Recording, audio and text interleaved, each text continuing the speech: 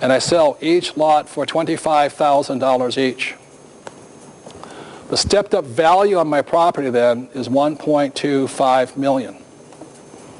How many people would pay $100,000 to make $1.25 million?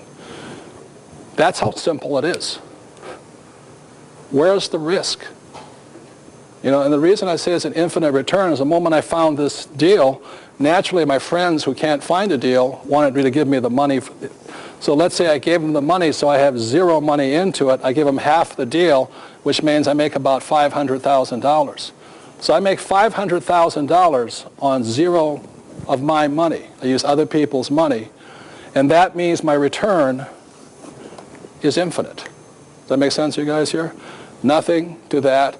I don't know where the risk is. So when people say to you, investing is risky, generally it's one of these people over here who is not an active investor. This is done all day long. It took Kim and I about 20 minutes to find this thing.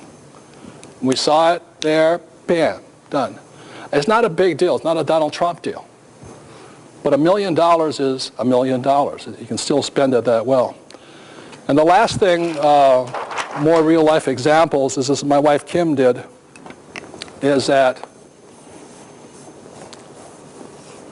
she found a piece of property not far from our house. I think Scott helped finance this one. It's a commercial building, and it was so undervalued that they wanted $8 million for it. Because it was undervalued, we borrowed 100% of the money. And the reason we borrowed it was very simply because every month this property put $30,000 a month cash flow in our pocket. Again, this is not a big deal, but $30,000 a month, you can live on that much. You know, it's not that bad. But the reason I use this deal as and we do about 1 or 2 of these a year. And it's not that hard to do. But the beauty of this is the banker gave us all the money here. It took us, like Michael says, 2 different levels of financing to do it. So we got 100% financing. Now, the reason I say this is to all the people who are the savers of the world. I ask this question: how long would it take you to save $8 million? And one of the reasons the rich are getting richer is because they know how to use other people's money or debt to move forward here. So it's not $8 million for the savers. A saver would have to save approximately $16 million to get this kind of loan, because the government's going to take 50% of it. The beauty of using debt financing or equity financing, things like this, is, please listen to this, all you savers of the world. You're not going to get ahead by saving. A people who is borrowing and understands how to be a professional investor, it took my wife 2 weeks to find that money. And I asked the average saver of the world, how long will it take you to save that much money? For most people, $8 million or $16 million might take a number of years. Okay. And then the deal's gone. So the moment Kim found this deal here, she just tied it up, and that was the money. So the savers lose, the debtors win.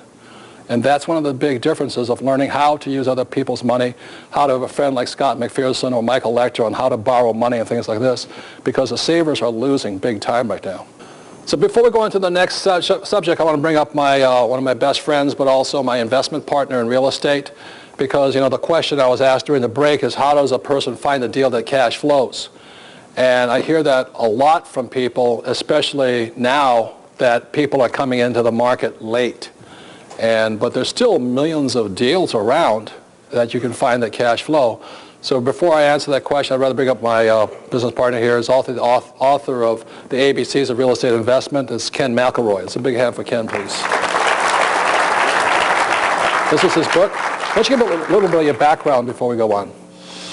Sure. Well, like many of you, I started off investing in one single-family home and condos primarily, and then eventually started buying larger and larger properties. And I've been in business for a little over 10 years. We have two construction companies, 2 management companies. We're developers. We have a short-term housing company and a realty company now that feeds our company, which we bought last year about $150 million worth of real estate for all different kinds of things. We develop it, we buy it, we enhance them. We're doing some condo conversions all over the West Coast. So primarily that's what I do now. I have a large presence throughout the West. We have about 250 employees now and offices throughout the West Coast. And my partner, Ross McAllister, primarily handles the construction, and then I handle the management operations. So this is my question to Kenny, because so many people say, well, how do you find a great deal? And the reason is that there's a difference between a passive investor and an active investor. Passive investors, because they're basically, either they cannot see the deal, or they wouldn't know a good deal if they saw it, or they're basically lazy. They just go to the broker, the financial planner or somebody says, do you have an investment for me? And naturally they do. It's generally mutual funds, stocks, or bonds, and they're always readily available. Real estate is different because you have to really look, or even in stocks you have to look really hard.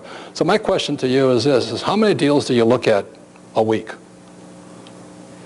We probably I personally look at least 30 a week, probably. I look at 4 or 5 a day, I bet. And they take me anywhere from 5 to 10 minutes each because I know what to look for. Right. And how many of them are bad? 30. 30. And I think that's the biggest difference is that, to find this deal over here, I probably looked at 100 deals. And then one day I stumble along and there it is, sitting there. I mean, this is what they call a no-brainer, right? Well, part of looking at deals is part of your financial education and understanding all the different parts of the deal. And that's really where I get my education, as Robert does too. Some of them are land, some of them are retail, some of them are office, some of them are multifamily. And so through that process, you learn quite a bit when you make a phone call or ask questions. And then eventually you find something like this. Yeah, or, we're looking constantly. That's what an active investor does. A passive investor just buys that junk that guy has to sell you. And most of the stuff is being sold by those financial planners. In my opinion, those mutual funds are junk. They will not make you money. They cost you money. That's why I'm not saying it's right or wrong, you guys. But I said, if you're going to be an active investor or a passive investor, you really need to make that decision. And active means you're constantly looking at deals, constantly analyzing them. It's 24/7. You're still running numbers in your head when you go to sleep, right? Well, the great part about it is no matter where I am, even when I'm on vacation, I'm looking at deals, no matter what city I'm in, and it's a blast. Yeah. And then I spent a lot of time in Australia, and I'm always looking. And no matter where I am throughout the world, China, Singapore, Canada, Europe, South America, Africa, they always say something. They always say, well, you can't do that here.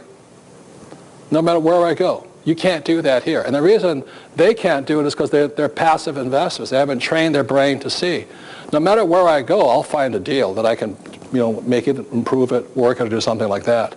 And that's the difference between an active and a passive investor. Anything else you want to say? Well, yeah, that's exactly why I wrote this book, because as you'll see later on, that the fundamentals are really the same everywhere. All over the world. All over the world, they're the same. Income minus expenses minus debt is cash flow.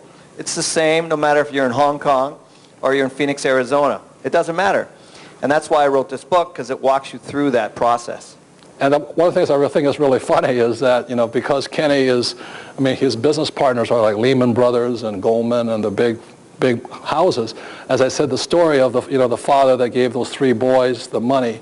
If you know how to multiply money, the banks of the world will give you the money. Is that correct? Well, that's been the interesting part, is my balance sheet, of course, has grown over time, but there's more money. The last deal that we did, actually, Scott helped us with it. We had 9 people bidding on our project to lend us the money. How much was it? How much were they lending you? I can't remember. I think it was somewhere around $50 million. And we were looking at the best deal for us. So we were looking at the terms and the rates and the payouts and things like that as part of our financial model to decide who we wanted to accept money from. But the reason they're giving you the money is because you know how to take $1 and turn it into 10, right?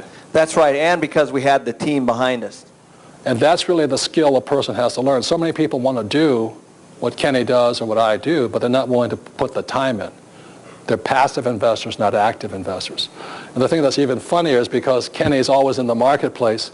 We're in Scottsdale, Arizona, Kenny's developing this condo project, and everybody's crying the blues. I can't find a deal that cash flows, and Kenny has this condo conversion right on the main road in Scottsdale with the best piece of property in the Arizona area, and yours will cash flow, right, even if I buy them. And we just bought it 2 weeks ago, 300 units. Yeah. So one of the keys to finding great deals is you got to have friends in the industry. It's called insider trading. You know? Well, you know, in the stock market, that's illegal. In the real estate market, that's perfectly legal, right? Absolutely.